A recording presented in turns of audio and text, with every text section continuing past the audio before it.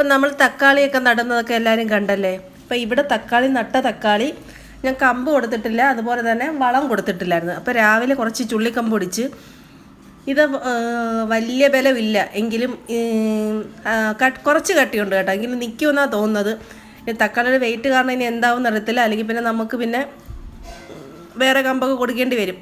അപ്പോൾ ഇവിടെ കിടന്നുള്ള ചുള്ളിയൊക്കെ നേരത്തെ നമ്മുടെ ബ്ലാത്തിച്ചക്ക ഉണ്ടായിരുന്നല്ലേ, ബ്ലാത്തിച്ചക്കയൊക്കെ മുറിച്ച് കളഞ്ഞതിൻ്റെ ചുള്ളിയായിരുന്നു. അപ്പം അതെടുത്തുകൊണ്ട് വന്ന് കുറേശ്ശെ ഒടിച്ചൊക്കെ എടുത്ത് പിന്നെ ഞാനിപ്പോൾ ചേർക്കുന്നതെന്ന് വെച്ചാൽ നമ്മൾ തക്കാളിക്കും കോളിഫ്ലവറിനും കൂടാണ് വളം മിക്സ് ചെയ്യുന്നത്. ചകിരിച്ചോറുണ്ടല്ലേ, കുതിർത്ത ചകിരിച്ചോറ് വാങ്ങിച്ചിട്ട് അതിനകത്ത് ചാണകപ്പൊടി കൂടുതൽ ചേർത്ത്. ചാണകപ്പൊടി എന്ന് പറഞ്ഞാൽ നേരത്തെ ഇവിടെ കിടപ്പുണ്ടായിരുന്ന പശുവിൻ്റെ 1 വർഷമായ ചാണകപ്പൊടി, അത് നല്ല ഉണങ്ങി പൊടിഞ്ഞിട്ടുണ്ട്. അപ്പോൾ അത് ചാണകപ്പൊടി ഞാനും കൂടുതൽ ചേർത്തിട്ട് ചകിരിച്ചോറ് കുറച്ച് ചേർത്ത് അത് രണ്ടും കൂടെ അങ്ങ് മിക്സ് ചെയ്ത്. കാരണം നമ്മളൊരു പകുതി മണ്ണിട്ടിട്ടായിരുന്നു ഈ തക്കാളിയും കോളിഫ്ലവറും നട്ടത്. പക്ഷേ അതിന് ശേഷം പിന്നെ വളമൊന്നും കൊടുത്തില്ല. അതുകൊണ്ട് മണ്ണ് കുറവായതുകൊണ്ട് തക്കാളി എന്തായത് ചാഞ്ഞു പോയി. തക്കാളിക്ക് കമ്പ് കൊടുക്കാനുള്ള സമയം കഴിഞ്ഞ്, ഇപ്പം സമയം കിട്ടിയില്ല. അപ്പോൾ ഇന്നാണ് സമയം കിട്ടിയത്. അപ്പം രാവിലെ മോള് സ്കൂളിൽ പോകുന്നതിന് മുന്നേ അവൾ വീഡിയോ ഒക്കെ എടുത്ത് വന്ന് കമ്പ് കെട്ടി. പിന്നെ പ്ലാസ്റ്റിക് വള്ളി ഇവിടെ കിടപ്പുണ്ട്, അപ്പോൾ പ്ലാസ്റ്റിക് വള്ളിയും ചെറുതായിട്ട് കട്ട് ചെയ്ത്, ഇതുപോലെ പ്ലാസ്റ്റിക് വള്ളിയുണ്ട്, അപ്പോൾ ഇതും കട്ട് ചെയ്ത് കമ്പിനകത്തോട്ട് കെട്ടി വെക്കണ്ടേ. പിന്നെ തക്കാളി എന്ന് പറയുമ്പോൾ വലിയ പരിചരണമൊന്നുമില്ല, എങ്കിലും നമ്മളിത് തക്കാളി ഈ കായ പിടുത്ത് തുടങ്ങുമ്പോൾ ഈ വെയിറ്റ് കാരണം ഇത് ചാഞ്ഞു പോകും. അപ്പോൾ എവിടെയെങ്കിലും നമ്മൾ അതിനൊരു താങ്ങ് കൊടുക്കണം. ഒന്നുകിൽ മുകളിൽ വല കൊണ്ട് പന്തൽ കെട്ടിയാൽ നമുക്ക് ആ തണ്ടിൽ കമ്പ് കൊടുത്തിട്ട് പൊക്കി ആ പന്തലിലോട്ട് കെട്ടാം. അപ്പോൾ ഇത് ചാഞ്ഞു പോകാതെ നിവർന്ന് നിൽക്കും. ഇത്ര നാൾ അങ്ങനെയാണ് ചെയ്തുകൊണ്ടിരുന്നത്. പിന്നെ ഇന്നിപ്പം കണ്ട വളം ഞാൻ കുറച്ചേ മണ്ണിട്ടിട്ടുള്ളായിരുന്നു, കുറച്ചുകൂടെ മണ്ണും വളമൊക്കെ ഇട്ട് നല്ല സ്ട്രോങ് ആയിട്ട് നിർത്തി. തക്കാളി നട്ടപ്പോൾ എനിക്ക് ഇച്ചിരി അബദ്ധം പറ്റി, കാരണം അന്ന് ഇച്ചിരി മണ്ണ് കുറവായിരുന്നു, അതുകൊണ്ട് ഞാൻ പകുതി മണ്ണ് ഇട്ടുള്ളായിരുന്നു. തക്കാളി നടുമ്പോഴേ നമുക്കൊരു 1/4 ഭാഗത്തോളം മണ്ണിട്ടിട്ട് നല്ല ആഴത്തിൽ കുഴിയെടുത്തങ്ങ് നട്ടു കൊടുക്കാം. അതല്ലേ എന്നുണ്ടെങ്കിൽ അപ്പോൾ അങ്ങനെ ചെയ്യുകയാണെങ്കിൽ നമ്മൾ ഈ തക്കാളി ഒരുപാട് ചാഞ്ഞ് വീഴത്തില്ല. ഇപ്പം കുഴപ്പമില്ല. അപ്പം മണ്ണൊക്കെ ഇട്ട് ഇതുപോലെ കമ്പ് കുത്തി അതിലോട്ട് കെട്ടി. അത് മാത്രമല്ല, തക്കാളി കൃഷി ചെയ്യുമ്പം ഈ ഇല കണ്ടോ, തക്കാളിക്ക് ഇലയുടെ ആവശ്യമില്ല. ഇല കുറേ കട്ട് ചെയ്ത് നിർത്തിയാൽ കാവിടുത്തം കൂടുകയും ചെയ്യും, കീടശല്യം കുറഞ്ഞ് കിട്ടുകയും ചെയ്യും. ഇതുപോലുള്ള ഇല കുറേ കട്ട് ചെയ്ത് നിർത്തണം.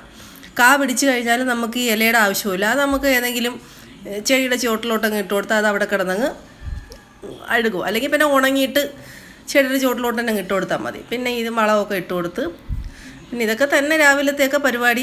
രാവിലെയും വൈകിട്ടെന്ന സമയം കിട്ടിയില്ല കയറാനെ കൊണ്ട്. സമയം കിട്ടുമ്പോഴൊക്കെ കയറും. പിന്നെ വെള്ളമൊഴുപ്പ് ഒരു നേരമല്ലേ ഉള്ളൂ, അതുകൊണ്ട് രാവിലെ വെള്ളമൊഴുപ്പങ്ങ് തീരും. പിന്നെ വൈകുന്നേരം എന്തെങ്കിലും കടപറിക്കലോ പിന്നെ തൈ നടിയിലോ അതൊക്കെയാണ്, ഗ്രോ ബാഗ് നിറയ്ക്കലോ അതൊക്കെയാണ് വൈകുന്നേരം.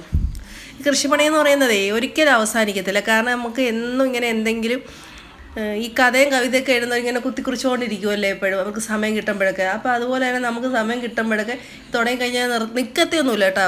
അത് പിന്നെയും പുതിയ തൈ നടും, പുതിയ വിത്ത് അന്വേഷിച്ച് നടക്കും, പുതിയ തൈ നടും. ഇതൊക്കെ തന്നെയാണ് പരിപാടി. പിന്നെ നമ്മുടെ മനസ്സിൽ നല്ല സന്തോഷമല്ലേ. ഇത് ഇച്ചിരി നല്ല കഷ്ടപ്പാടല്ലേ കൃഷിപ്പണി എന്ന് പറഞ്ഞാൽ. കാരണം ദിവസേന മക്കളെ നോക്കുന്ന കണക്ക് അതിനെ നോക്കണം, പിന്നെ അതിനെ പരിചരിക്കണം, അതിന് ഉള്ള ജൈവ കീടനാശിനി സ്പ്രേ ചെയ്യണം, വളം ഒഴിക്കണം, ചാണകപ്പൊടി ഒഴിക്കണം, തിളറി കലക്കി ഒഴിക്കണം. ഇതൊക്കെ ആലോചിക്കുമ്പോൾ നല്ല മെനക്കെട്ട പരിപാടി എന്ന് വിചാരിക്കും. പക്ഷെ മടി പിടിച്ചിരിക്കാൻ തോന്നുന്നില്ല. കാരണം ഇതൊക്കെ ചെയ്യുന്നതുകൊണ്ട് നമ്മുടെ മനസ്സിന് ഭയങ്കര സന്തോഷം. എന്തെങ്കിലും വിഷമമൊക്കെ ഉണ്ടെങ്കിലും നമ്മൾ ഇതിൻ്റെ ടെറസിലായതുകൊണ്ട് ടെറസിലോട്ട് ചെല്ലുമ്പോൾ ഇതെല്ലാം ഇങ്ങനെ കാണുമ്പോൾ മനസ്സിന് നല്ല സന്തോഷമാണ്. പിന്നെ കൃഷി മാത്രമല്ല, നമുക്കിപ്പം മീനുകൾ കുറേ ഉണ്ട് നമ്മുടെ കയ്യിൽ.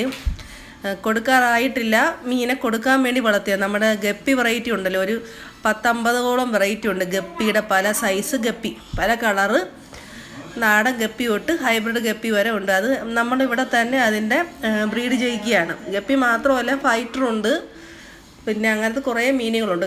അത് ഗപ്പി ഫൈറ്ററും വളർത്തുന്ന വെച്ചാൽ അതിനിപ്പം നമുക്ക് വെള്ളത്തിൽ ഇപ്പോൾ ഓക്സിജൻ കൊടുക്കേണ്ട കാര്യമില്ല. നേരെ വെള്ളം മാത്രം ഒഴിച്ചു കൊടുത്തിട്ട് അതിനകത്ത് ഈ പായലുണ്ടല്ലേ, പായൽ മാത്രമല്ല നമ്മുടെ അക്വേറിയം പ്ലാന്റ്സ് ഉണ്ട്, അക്വേറിയത്തിലിടുന്ന പ്ലാന്റ്സ് ഉണ്ട്. അപ്പോൾ അതും കൂടി ഇട്ട് വളർത്തിയാൽ മതി. അപ്പോൾ നമുക്ക് ഈ ഓക്സിജൻ ട്യൂബൊന്നും അതിൽ നേരിട്ട് കൊടുക്കേണ്ട ആവശ്യമില്ല.